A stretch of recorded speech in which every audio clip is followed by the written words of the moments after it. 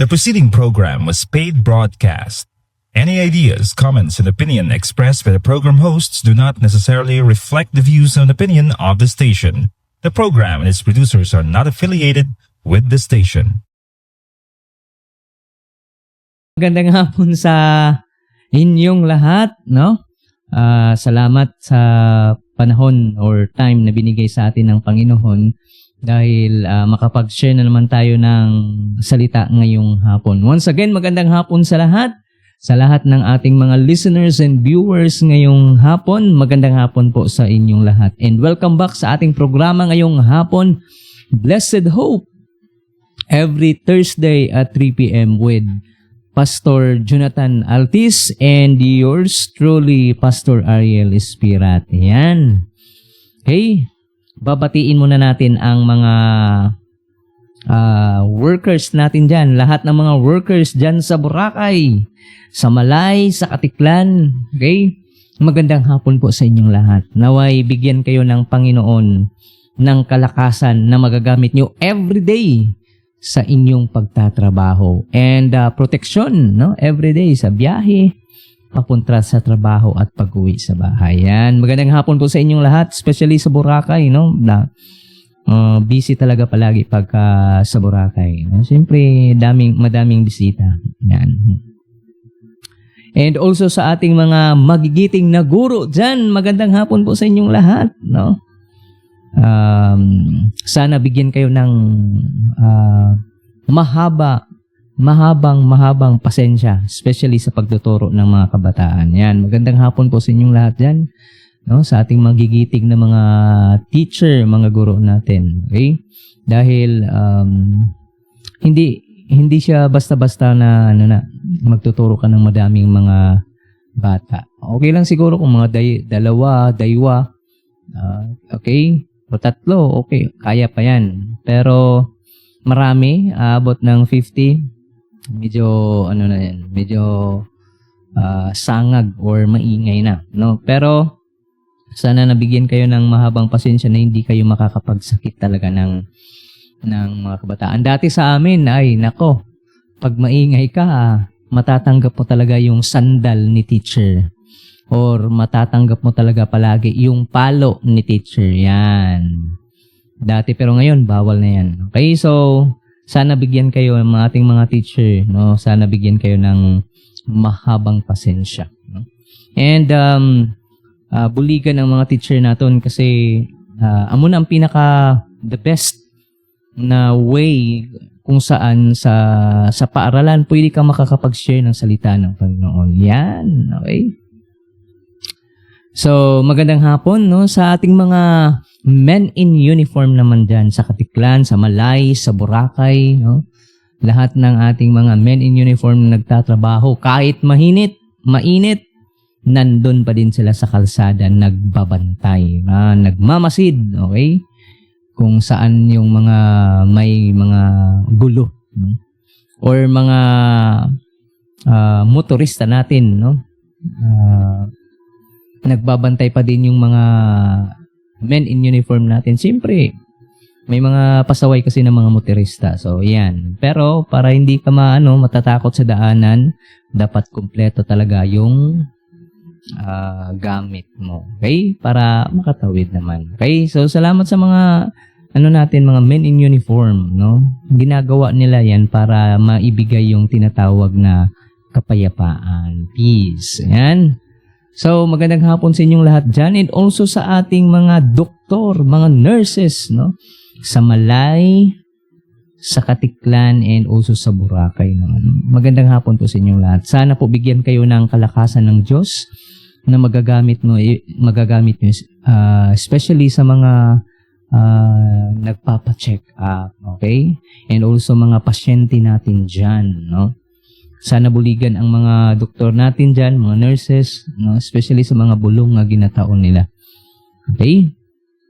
And also sa ating government official, magandang hapon po sa inyong lahat. Okay? Naway bigyan kayo ng Panginoon ng wisdom na magagamit nyo every time may mga decision kayo na gagawin. Okay?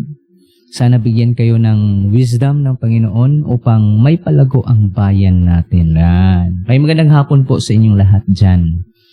Okay? And also naman nakakalimutan ko palagi ang ating mga parents na ngayong hapon ay nagpapahinga kasi alas 3 . So ito yung magandang kasi mainit, no? Ngayon panahon natin medyo mainit naman. Tapos na yung ulan. Okay? So ito yung magandang oras na kung saan yung mga parents natin, especially sa farm, no, nagpapahinga sila. And while nagpapahinga, okay, nakikinig sa radyo or sa programa natin. Okay? So sana bigyan kayo ng kalakasan, no, itong mga parents natin na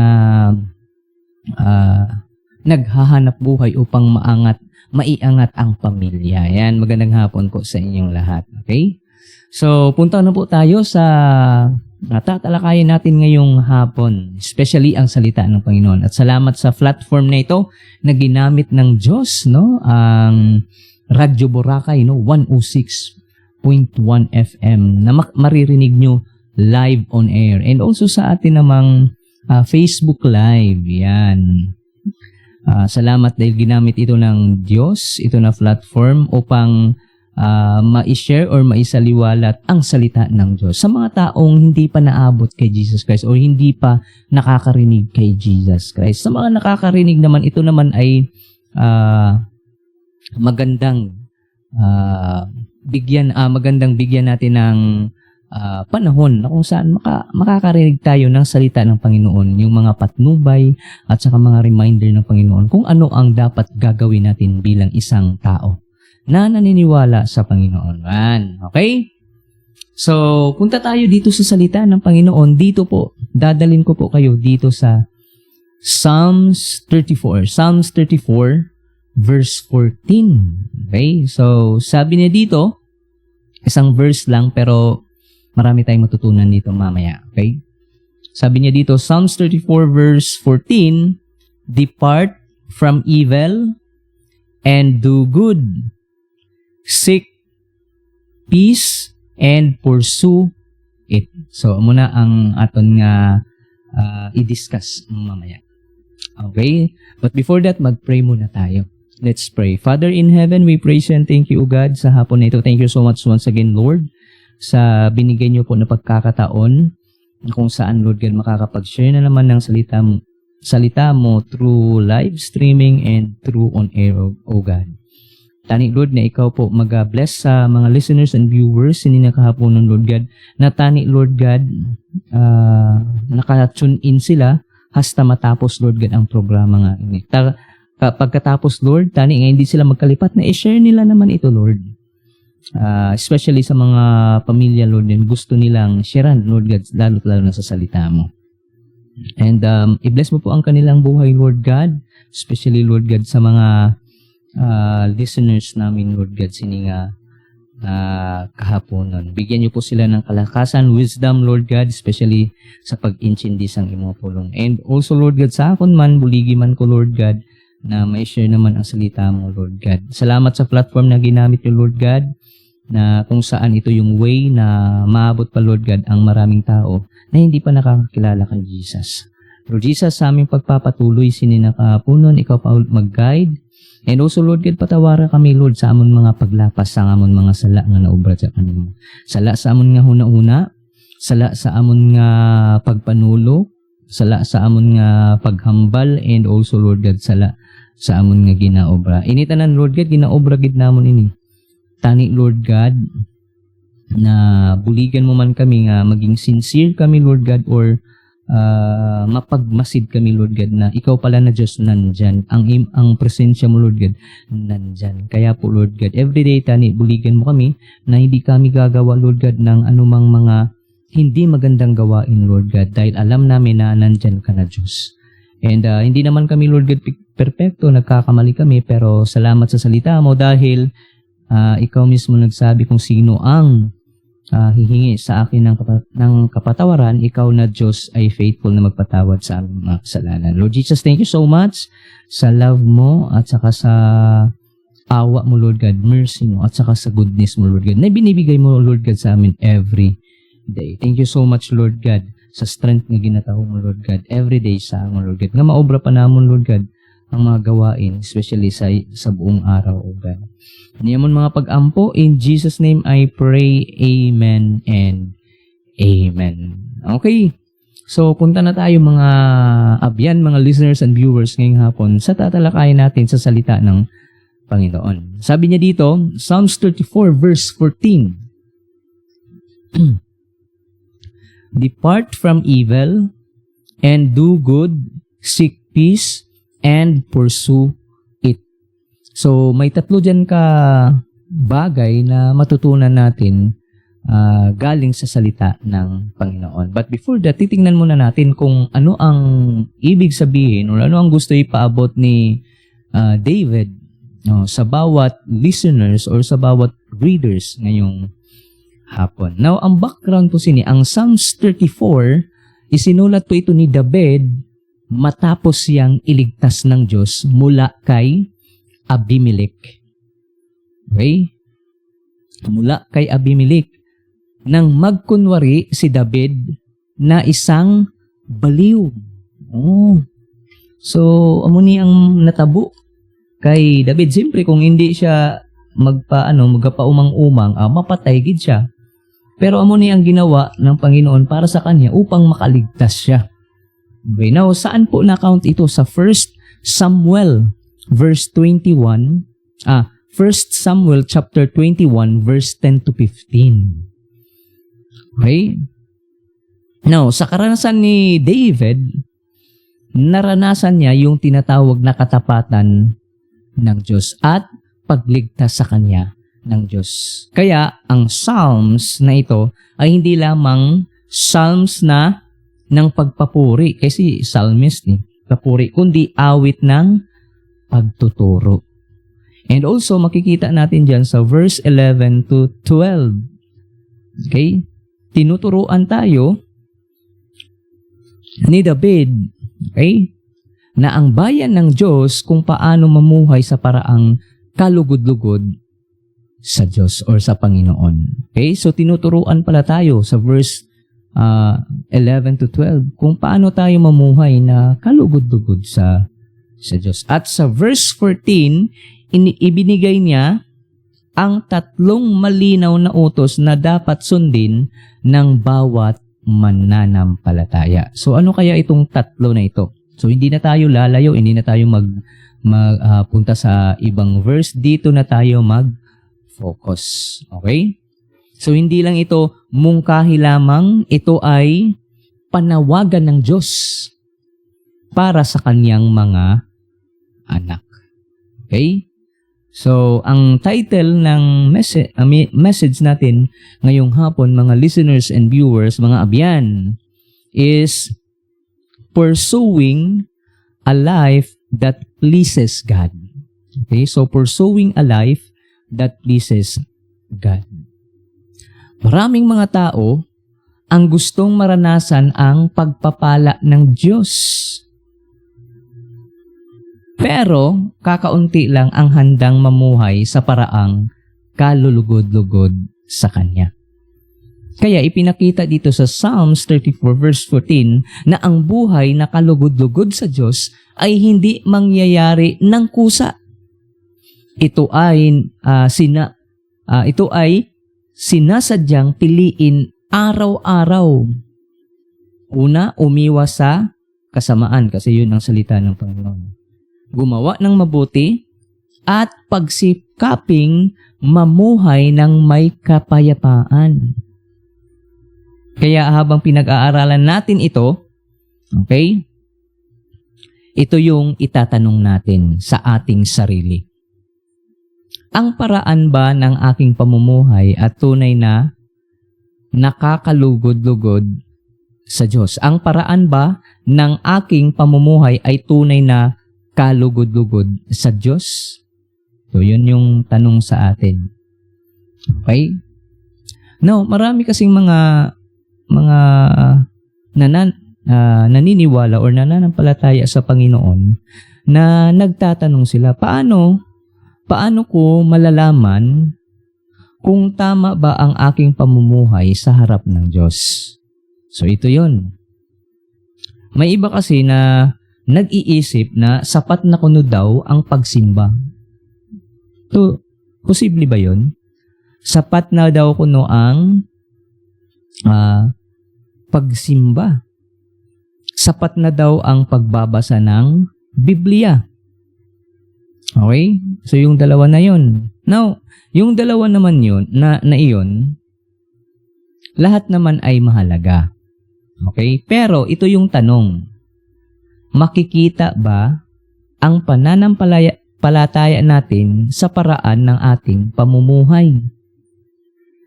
Okay? Makikita ba yun? Yung nagsisimba, nagbabasa ng Biblia. Okay? Makikita ba yun sa buhay? Alam niyo mga listeners and viewers, hindi lang interesado ang Diyos sa mga sinasabi natin. Hindi din siya interesado sa mga ginagawa natin. Okay? Dapat ikaw mismo, okay? Ikaw mismo talaga dapat may aras ang ginatawag nga tuod-tuod gid nga pagpati sa iya. That's why ang verse na ini, okay, sinabi ito ni David para sa atin ngayon, sa mga listeners and viewers natin ngayon. Hindi lang naman listeners and viewers, pa sa ating lahat. Okay? So ano ang tatlo na ito na bagay na sinabi ni David? Number 1, isa-isa natin ha. Sabi niya, depart from evil. Ayun ang una. Pangalawa, do good, seek peace. So yan yung pangalawa. Tapos ang pangatlo is pursue it. Okay? Pursue it. So dito sa tatlo na binigay ni David, meron naman akong nakikita, no, na 4 na tinatawag na action word. Okay, action word. Ano gani na sa English? Verb. Aran. Okay, verb is an action word. So, may 4 dito. Nakikita ko is number 1, depart. Depart or flee. Alis ka dyan. Alis na dyan. Tapos, do. So, lahat ng ito, depart, no, action word. Do, action word pa din. Seek, so hanapin mo, so action word pa din. And ang pang-4 ay pursue, action word pa din. So, lahat ng ito ay utos. Okay? Lahat ng ito ay utos ng Diyos. Now, isinulat ito ni David para ang listeners kag yung readers, siyempre naman sino naman ang makikinig at sino naman ang sinulatan niya, kundi walang iba, tayong lahat. Okay? So, dapat ikaw at ako, dapat gawin natin ito kasi utos, di ba? Command. So, dapat i-obey natin ito. Hindi yung, like for example, pabayaan mo lang yan. Ano lang yan. Hindi. Dahil utos ito ng Diyos, salita ito ng Diyos, dapat ikaw at ako, mag-obey ka or gawin mo ito. Okay? So, dapat gawin natin ito. Dapat ang buhay ng mga mananampalataya sa Panginoon, hindi siya passive. Dapat ito ay active kasi passive. So, dapat aktibo ito na ginagawa natin sa ating buhay. Okay? May mga bagay na dapat din nating iwanan. May mga bagay din na dapat nating gawin. May mga bagay din na dapat nating hanapin. At ang mga bagay na dapat nating pagtiyagaan ay dapat nating abutin. Na 3 lang kabagay na i-share ko sini nga kahaponon. Sang title nato na Pursuing a Life That Pleases God. Okay, number 1. Number 1 is a life that pleases God turns away from evil. Okay, so number 1 natin, a life that pleases God turns away. Ibig sabihin, lalayo, lumayo. Turns away from evil. Kasi sabi doon sa salita ng Panginoon, depart from evil. Okay, para kalugod-lugod ang buhay natin sa Panginoon, dapat lumayo tayo sa kasalanan or sa kasamaan. Yan ang unang utos ng salita ng Diyos para sa iyo at sa akin. Depart from evil. Okay? Hindi naman sinabi ng salita ng Panginoon na subukan mong umiwas. Try mong umiwas. Hindi ka talaga makakaiwas. Temptation pa lang nasa paligid na natin eh. Di ba? Nakikita mo na ito. So para ma-obey natin ang salita ng Panginoon, alam mong temptation na, dapat umiwas ka na. Hindi yung, iwasan ko nga, ran. Wag. Kasi kapag nakikipaglaro ka sa temptasyon, nako, delikado talaga ang buhay mo. Okay? Delikado talaga. So, hindi sinabi na subukan mong iwasan. Hindi din niya sinabi na bawasan mo ang kasalanan mo. Kundi, ang sinabi niya, lumayo ka. Diba? Lumayo ka. Okay? Sabi niya, depart. Ang ibig sabihin naman ng depart, ito yon ang ibig sabihin ng depart. Tumalikod. Tumalikod. Ang ibig sabihin ng depart, umiwas. Ito yung maganda sa depart.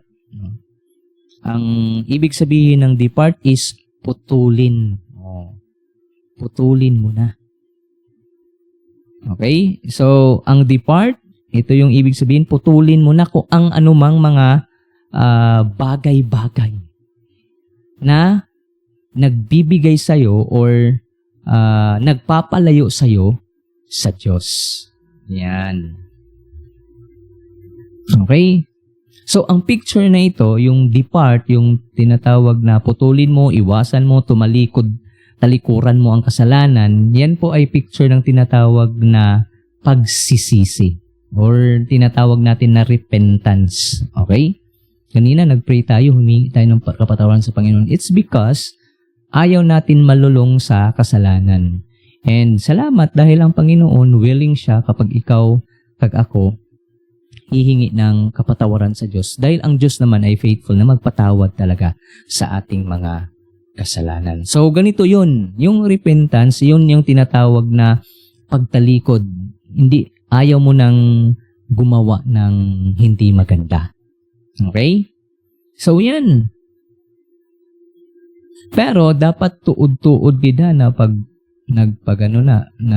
paghingi ng kapatawaran. Kaya minsan kasi, humihingi tayo ng patawad pero hanggang sa bibig lang. Pagkatapos naman, ginagawa mo na naman yung hindi maganda. So yun, hindi yun kaano sa Panginoon. Kasi ang tuod-tuod na repentance, hindi na babalik pa. Okay? Wala ka nang babalikan pa. Okay? So yan po ang tuod-tuod. So, ayan ang gawin natin sa bawat isa sa atin. Okay? And, yung salita ng Panginoon na depart, ito po ay nagbibigay sa atin ng pagbabago at bagong direksyon. Yan. Imbis na doon sa kasalanan, okay? So, tumalikod ka at yung direksyon mo papunta na sa Panginoon. Okay? Dati, okay, so ito yun. Dati, ikaw ay gumagawa, tayo ay gumagawa ng kasalanan. Ngayon, nag-iba na yung direksyon. Okay? Nag-iba na yung direksyon, imbis na pupunta sa kasalanan, papunta na tayo sa Panginoon. Okay? So, yan po ang ibig sabihin ng depart. Okay? Now, number 1, makikita natin dito, okay? Recognize what is evil. Recognize what is evil. So, sa tuod-tuod man, hindi gid man tayo makaiwas sa kasalanan. Okay? So, kung hindi natin ito i-recognize, bantayan muna natin, ito ba ay maganda or ito ba ay magbibigay sa akin ng hindi maganda. So, ganyan, dapat i-recognize mo bago mo ubrahon. Ito ba ay magbibigay ng kalugod-lugod sa Diyos? Yan. Pero hindi naman ibig sabihin na hindi tayo dahil nagkakasala tayo. Pero dapat bantayan mo muna para hindi tayo magkasala. Ito ba ay maganda para sa Panginoon? O sa tingin mo, hindi ito maganda. So, iwasan mo. So, yan po. Okay.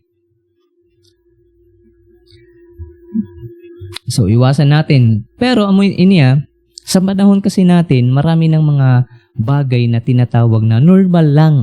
Normal lang na. Kahit hindi na kagustuhan na, hindi na ayaw na ng Diyos. Magsasabi tayo, okay lang na, obra lang na. Hindi ba? Okay? At magsasabi pa na, amo naman na ang aton nga nakasanayan. Hindi. Okay? Amo man na ang ginahambal nila at amo man na ang ginaobra nila. Hindi. Okay? Dapat kung ano yung sinabi ng Panginoon. Okay? Anong sinabi ng Panginoon? Depart. Alis ka dyan. So, ganyan. I-recognize mo na. Pagtingin mo na, parang mali ito. Alam mo na ang gagawin. Depart. Tumalikod, umiwas. Okay? May kanta, di ba? Ano to nga kanta gani? O tukso, layuan mo ako. Wow. Okay? Pero, ayan, yung temptation, hindi talaga, madali. That's why, be careful. So, bantayan natin. Ang temptation kasi nandyan na sa paligid natin. Okay? So, before natin tingnan mo muna. Okay? I-recognize mo muna, hindi ito maganda. Automatic ang gagawin mo. Alis na agad. Huwag kang makikipaglaro. Okay? Sabi ng kanta, utokso, layuan mo ako. Okay?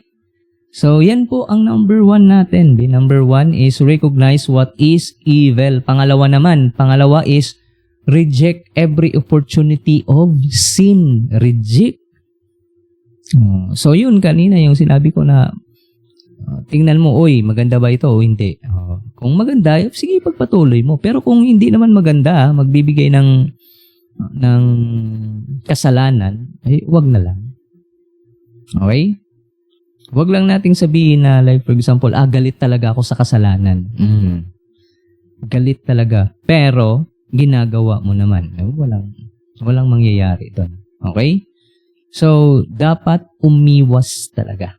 Kasi sabi ng 2 Timothy chapter 2, verse 22, flee also youthful lust. Bantayan natin yan. Sa paningin pa lang natin. Okay? Na tayo? Nagkakasala or panulok. Sa pagpanulok pa lang, nagkakasala tayo. So, kung may mga ganyan, iwasan na agad. Diba? Like for example, may nakikita kang like for example, i-mention lang natin babae, yan, or lalaki, yan. 'Di ba? Tapos siya? Yung mata natin yung unang makakakita. Sabi daw nila na para hindi ka daw magkasala, tulukon mo lang daw. Hindi 'yun. Alam mo nga na hindi maganda. Okay? Alam mong hindi maganda, huwag mo na lang titigan. Umalis ka na lang dyan. Para hindi ka magkasala. Why? Ito yung mangyayari. Nung nakikita mo yung mga ganong bagay, mag-create yan dun sa mind mo. Di nagkakasala ka. So, paano gawin? Pagkita mo, ganun, ka na agad, iwas. Para hindi makakapag-create ng hindi magandang pag-iisip. Okay? So, flee also youthful lust. Okay? Hindi niya sinabi na labanan lamang, kundi ang sinabi doon, depart. Takasan mo na agad. Okay? Pangatlo, replace sin with obedience. Ayun. Okay, so yun ang pangatlo natin. Replace sin with obedience. Okay? Ang paglayo sa kasamaan ay hindi lamang pag-iwas. Ito ay pagpipili na sumusunod ka sa kagustuhan ng Diyos. Yun. Kapag na-conquer mo yan, mga abyan, mga listeners and viewers, ibig sabihin, sumusunod ka sa Panginoon. Okay? So, kaya ang tunay na repentance ay may bunga. Ang bunga noon, yun ang tinatawag na obedience. Okay? So, kung may nakikita kang di maganda, nag-depart ka, o yun, ibig sabihin, sinusunod mo, nag-obey ka sa Panginoon. Pero, tandaan po natin, mga listeners and viewers, hindi lang dyan nagtatapos. Okay? Hindi lang umiiwas tayo sa masama. Okay? May mga positibo pang utos ang Diyos para sa atin. So, number 1, sabi niya, depart from it.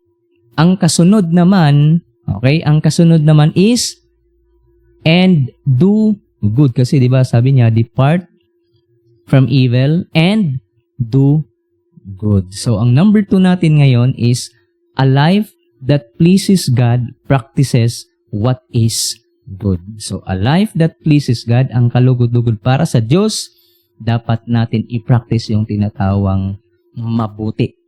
Okay? Kung ano yung mabuti. Sabi ng salita ng Panginoon, and do good.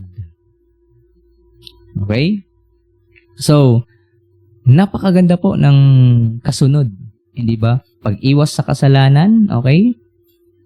Pagkatapos, mag-obra ka it, mabuti.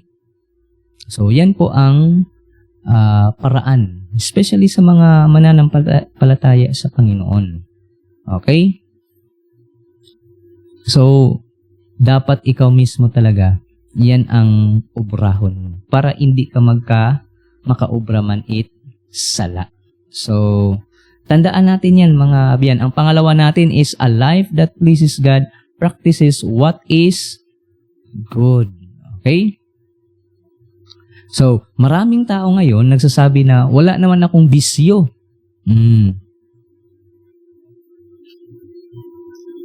Hindi naman ako nananakit ng tao. Hindi naman ako magnanakaw. Ran. Okay? Now, mamangkot ko sa inyo, be. Okay? Ano ang bisyo mo? Or pamangkot na si pastor na, Pastor, ikaw, ano ang bisyo mo? Ako, may bisyo naman ako. 2 lang ang bisyo ko. Oh. 2 lang ang bisyo ko. Okay? So, ano yun? Number 1, pagsusugal. Oh, yan. Ang bisyo ko. Yan. Pagsusugal. Okay? Pangalawa is, paglasing. Masama ba yun? Yung bisyo na yan? Masama ba? No, mag-comment nga kayo kung masama. Sige. Ipaliwanag ko kung bakit ako nagsusugal. Yan. Isusugal ko ang buhay ko para sa Panginoon. Masama ba yun? Kayo naman kasi, iba agad yung iniisip nyo na sugal. Iba agad eh. Okay? Yun ang una. Isusugal ko ang buhay ko para sa Panginoon. Pangalawa, malasing ako sa salita ng Diyos. Iba naman kayo eh. Iba naman yung iniisip nyo na lasing. Yung sa akin, bahala na malasing ako sa salita ng Diyos. Yun yung bisyo ko. Ikaw, ano ang bisyo mo? Maraming nagsasabi na wala akong bisyo. Hindi ako umiinom. Hindi ako nagsusugal. Hindi ako nagnanakaw. Di ba? Hindi nagnanakaw. Hindi ako nananakit.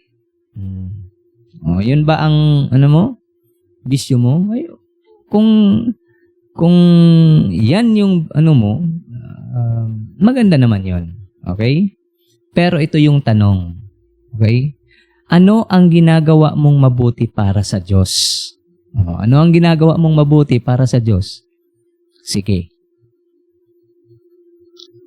Okay? Ano ang ginagawa mo?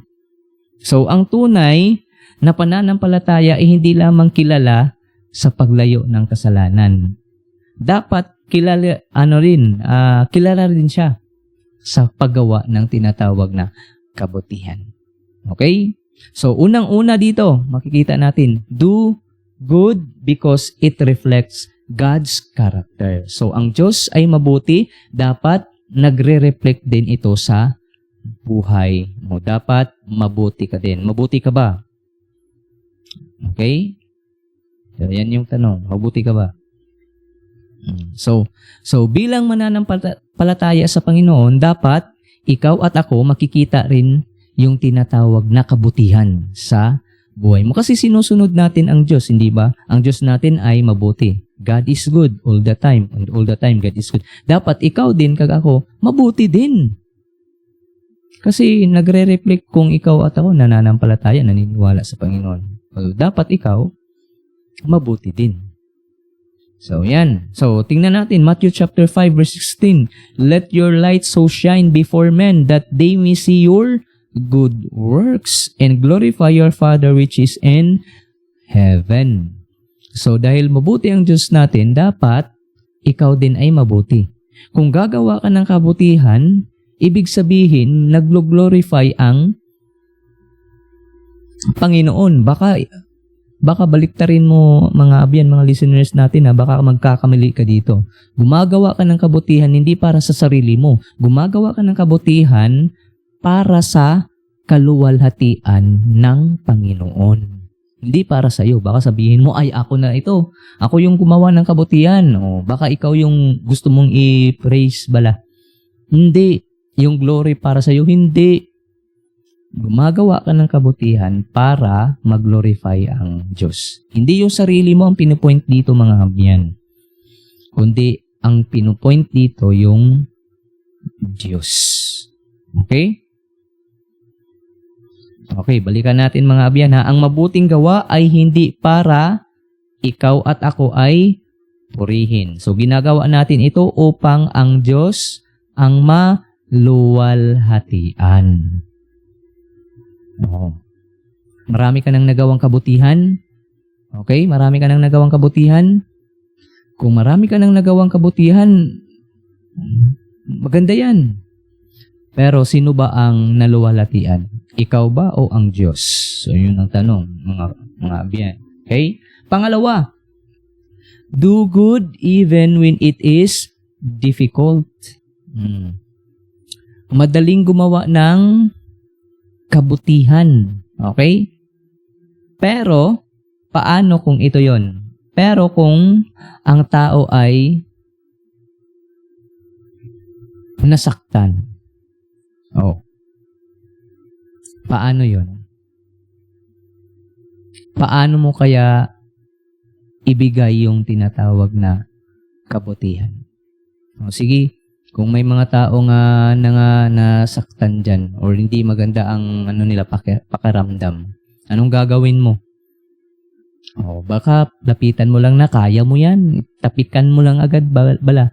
Tapikon mo ang iyang iyang sarili, magambal ka nga kaya mo yan. Ara ang Ginoo, gabantay sa imo. Nako. Ganun ba yun? Okay, ganito yun. Okay? Nakikita mo na may medyong mabigat na yung pakiramdam niya.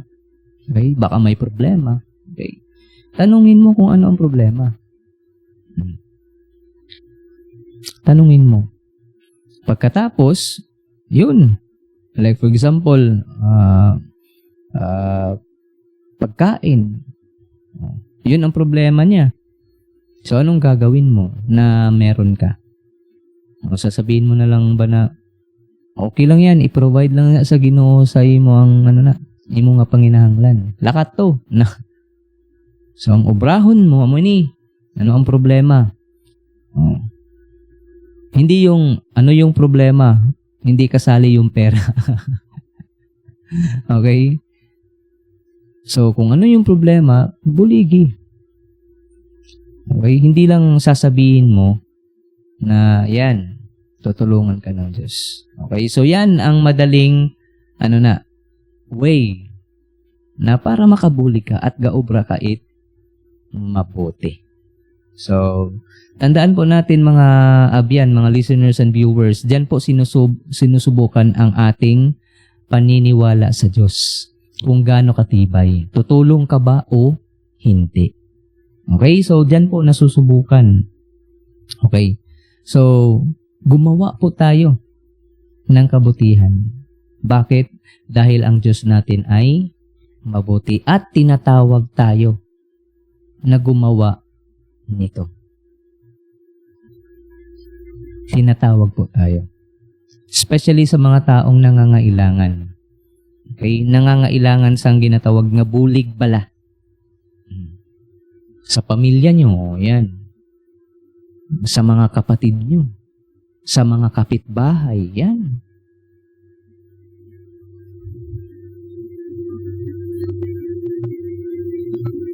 Kung gagawin nyo yan, mga abyan, mga listeners and viewers, ang Diyos na ang magbibigay sa inyo yan ng tinatawag na blessing. Tulong ka lang. Wala sang tinatawag nga gabulig bala tapos may paaman na salita. Huwag nang ganon. Ano lang, bulig lang bala. Bulig lang, sige. Bulig lang. Ang Diyos na ang bahala sina. Siya yung nakakakita kung ano ang dapat na para sa iyo. So, yan po ang pangalawa natin. Pangatlo is never grow weary in doing good. Okay? Never grow weary in doing good. Sabi ng Galatians chapter 6 verse 9, let us not be weary in doing well. For in due season, we shall reap if we faint not. Sa bandang huli, aanihin dahil natin yan. Kung ang gintanim mo ay mabuti, siyempre ang aanihin mo ay mabuti din. Ganon ang Diyos natin. Nakikita niya. Nakikita niya. May mga tao talagang na like for example na ginbuligan mo. Like for example na yung in a word, mapagsamantala. Okay? Ginbuligan mo, pagkatapos na ginbuligan mo, balik na lang balik sa'yo. Okay? Sige lang. Pabay ilang na. Ang importante, ginawa mo yung gusto ng Diyos. Total, ang Diyos naman ang nakakakita eh. Yung mga tao na mapagsamantala. Sa bandang huli, ma-realize pa din na nila. Ano ang isasabi sa'yo? Yung kabutihan na ginawa mo sa Kanya. At least nakatatak sa Kanya. Okay? At least nakatatak sa Kanya. And ang Diyos na bahala sa Kanya. Okay? And ang Diyos na din ang bahala para sa'yo. So yun ang pangatlo natin. Let us not be weary in doing well, for in due season we shall reap if we faint not. Okay? So, ang Diyos ang nakakakita sa bawat kabutihang ginawa mo. So, yan po ang pangalawa natin mga listeners and viewers. So, balikan lang natin. Ang pangalawa natin is a life that pleases God, practices what is good. And then the last one, at dito na tayo magtatapos mga abyan. Kasi 3:45 na. Ang pangatlo, a life that pleases God pursues peace. Okay? Ang kalugod-lugod na buhay para sa Diyos ay hinahanap yung tinatawag na kapayapaan. Diba? Sabi ng salita ng Panginoon, seek peace and pursue it. Mangkot anay ko mga abyan. Naghahanap ka ba ng peace, ng kapayapaan, o naghahanap ka ng gulo? Yan. Baka mga abyan, ikaw yung naghahanap ng gulo ha. Delikado yun. Okay. Hindi yun kalugod-lugod sa harapan ng Diyos. A life that pleases God, pursue peace. Okay? Now, dito, napansin naman ni David na dapat, okay, ipurso natin yung tinatawag na kapayapaan. Hanapin natin. Okay? Hindi po yung tinatawag na hintayin na lang natin yung tinatawag na kapayapaan. Okay? Kasi sabi niya, seek. Anuhin mo? Hanapin mo. Seek peace. Dapat ikaw mismo ang maghahanap ng tinatawag na kapayapaan. Okay?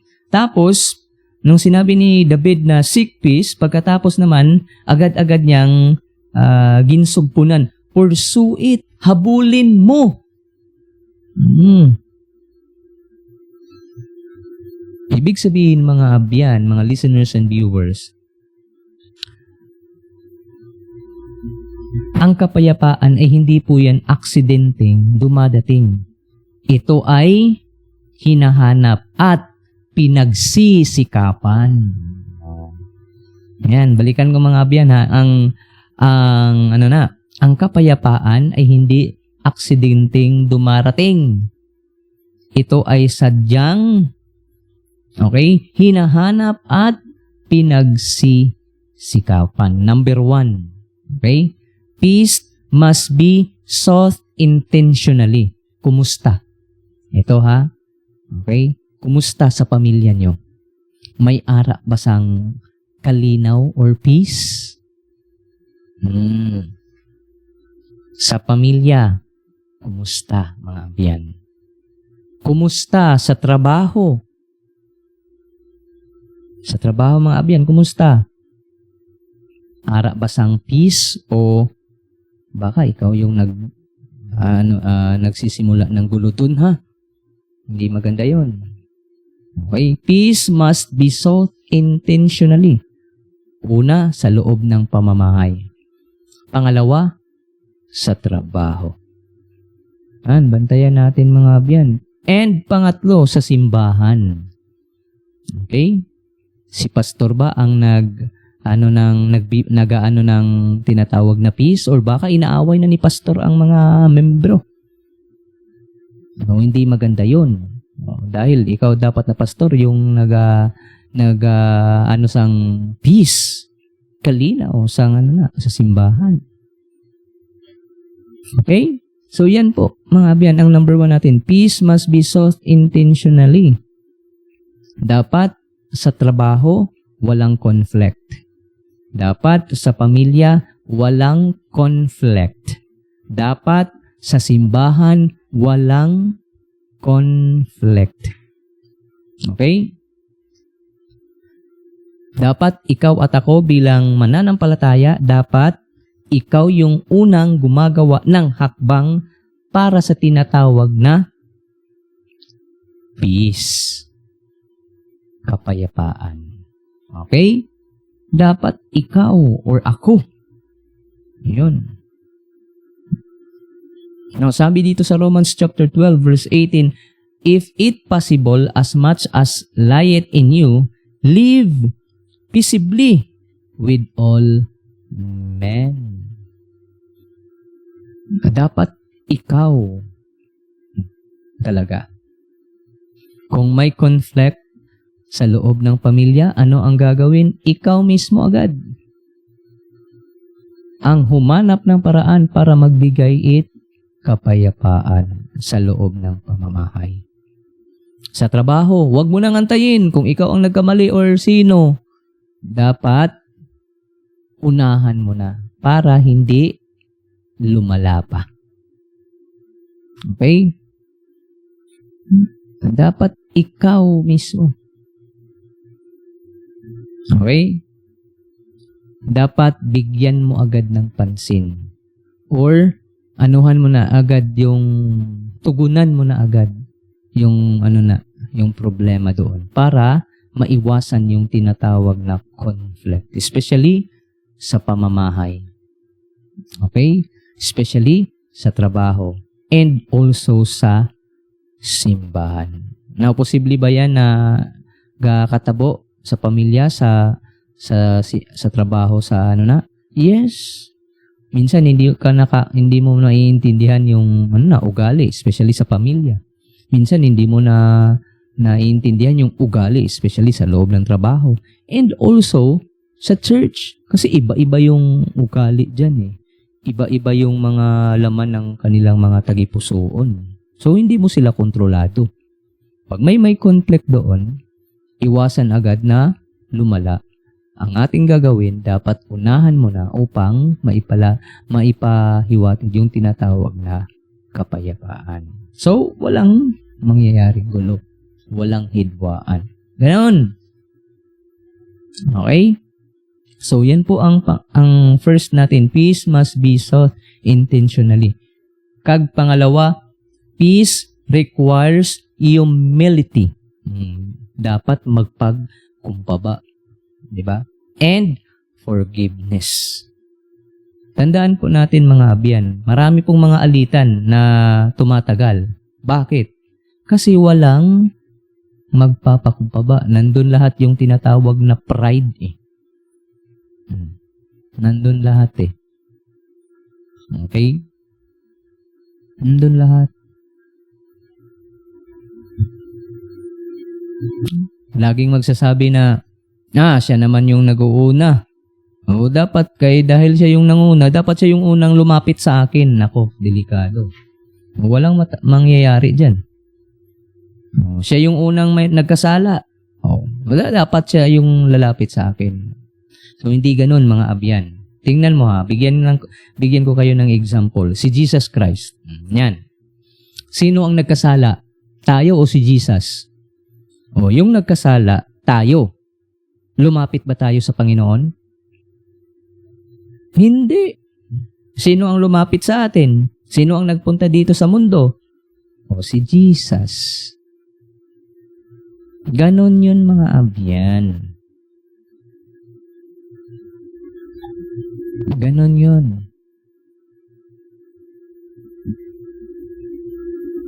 Okay? Ganon yun mga abyan. Kung tuod-tuod na ikaw kag ako, gasunod, gaobey sa Ginoo, okay?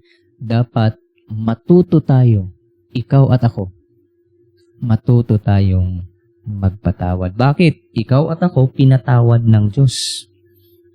Tayo yung nagkasala. Si Jesus Christ hindi. Walang bahid sa kasalanan. Siya yung lumapit sa atin para ikaw at ako ililigtas niya. Okay? So, kung tuod-tuod ikaw, nga gaubay sa Ginoo, pati sa Ginoo, dapat ikaw at ako matutong magpatawad. Pangatlo, peace becomes a powerful testimony.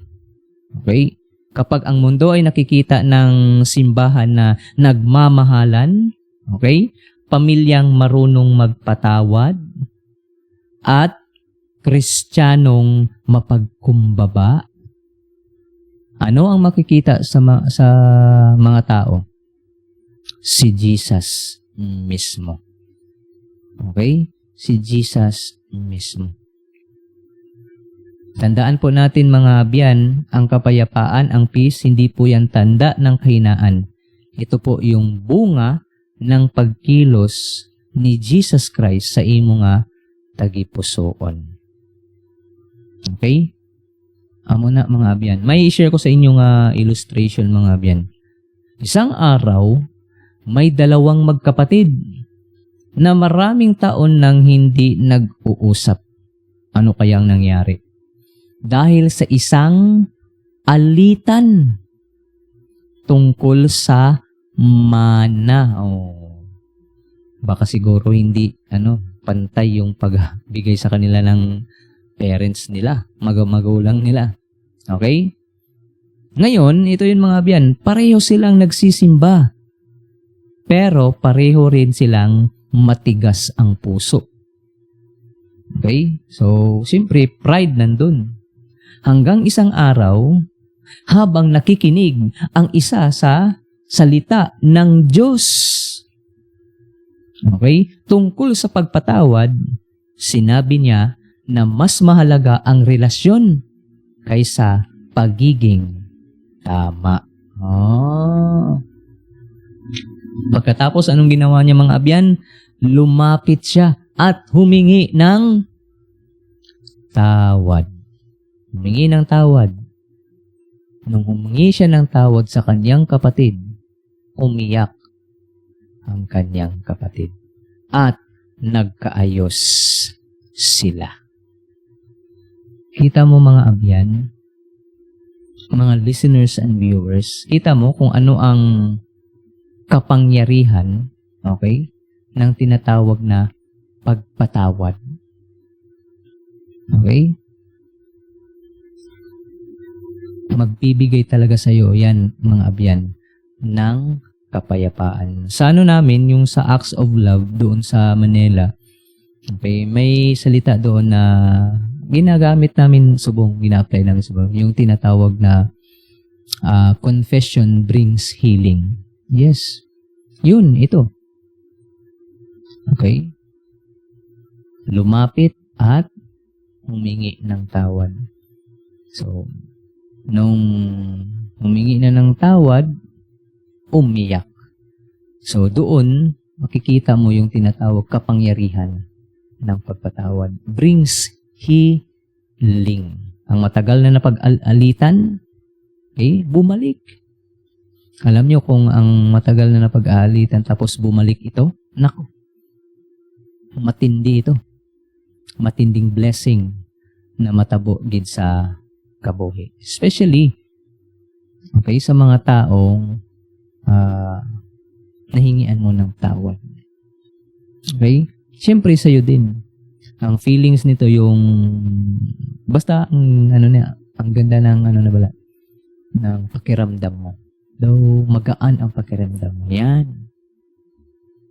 So, ganyan mga kapatid, ang kapangyarihan, okay, ng pagpatawad.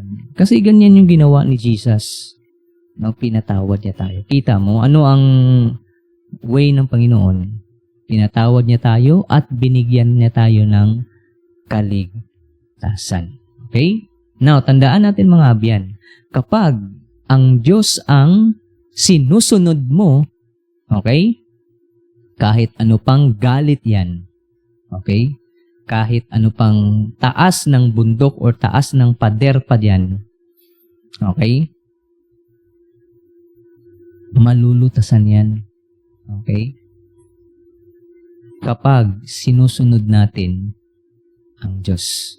Kahit ano pang mga balakid, mga abyan. Okay?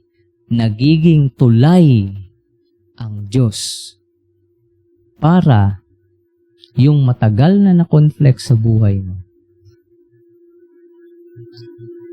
magkakabalikan pa din kayo.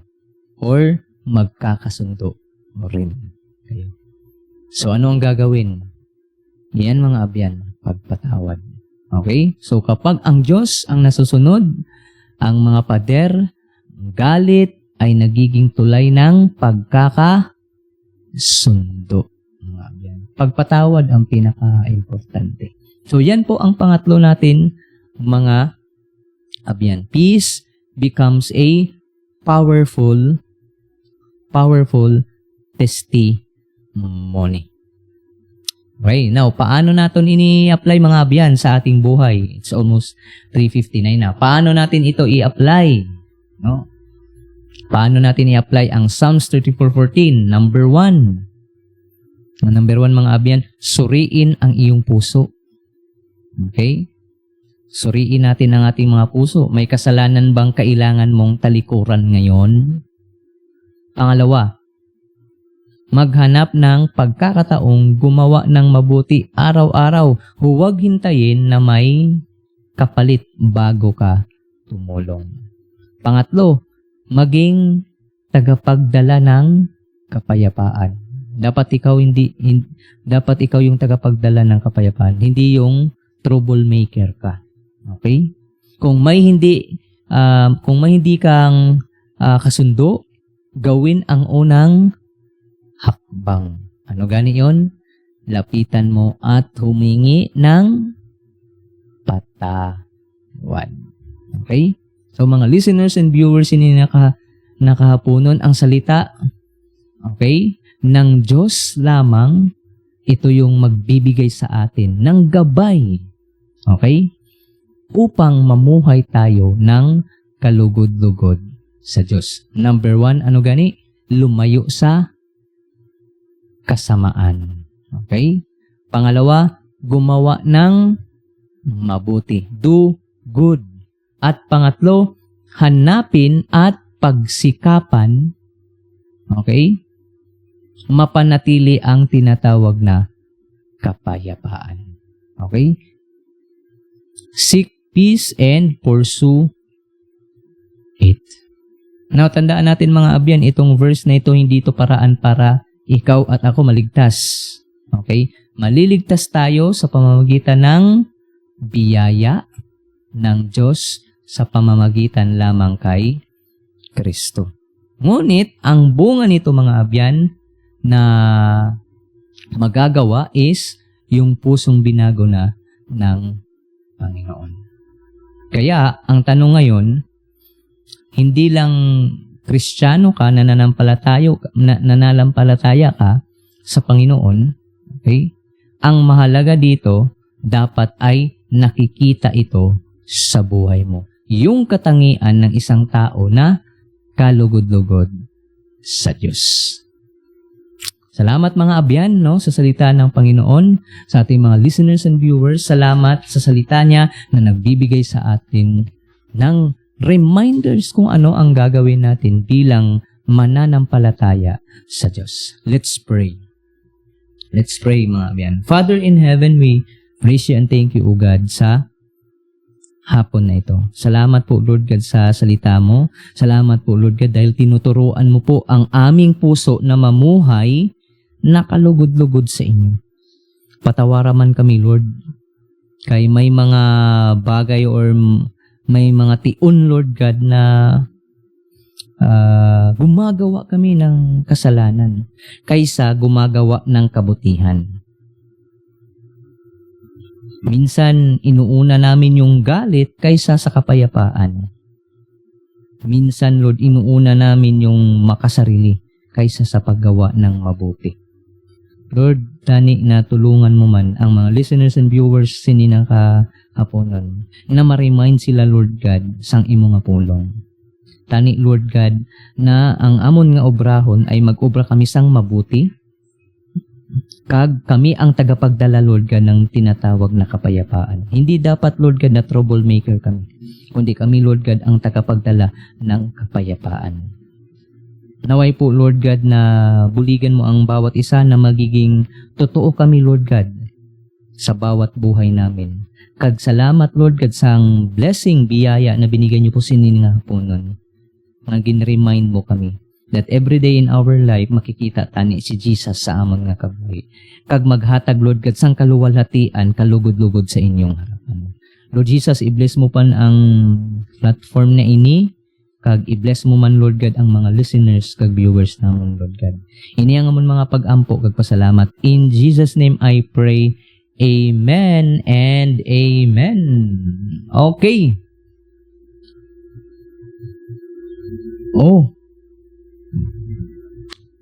Okay, so magandang hapon. Salamat. Ito classmate ko ito, si Bilardo. No?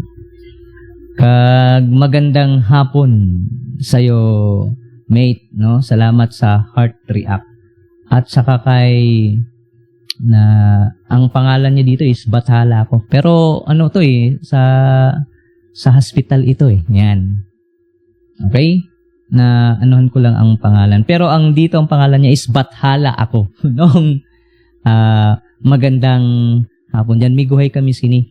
Kag pag magpa-check ko na, amo ni, maghahambal gid niya ako. Pastor, ano naman ang aton nga pa-check up? Okay, so maybe siguro magpapa-check naman ako to sa kanila para ma-check naman yung kalagayan natin, no? Pero salamat sa Heart React mo nung, and i-bless tani ang ang inyong ang hospital dya, no? And also sa akon nga classmate, no, kay Bilardi. Salamat sa Heart React, mate. Kag prepare na ka na, mate, sa aton nga mga subject, mate. Okay, so salamat sa pagsubaybay, and tani nga hindi nyo malipatan nga i-like tapos i-share naman naton. Man, amo na gid ang pinaka nami no nga i-share naton ini. Especially ang pulong sa Ginoo. Okay? So, God bless sa inyong lahat. Salamat sa Heart React. Kay Bathala ako at saka sa akong nga classmate Bilar dito. Okay? So, yan lang mga abyan. Okay? Ini ang inyong alagad sa kahanginan. Okay? Pastor Ariel Esperat at nagsasabing, God bless you and bye.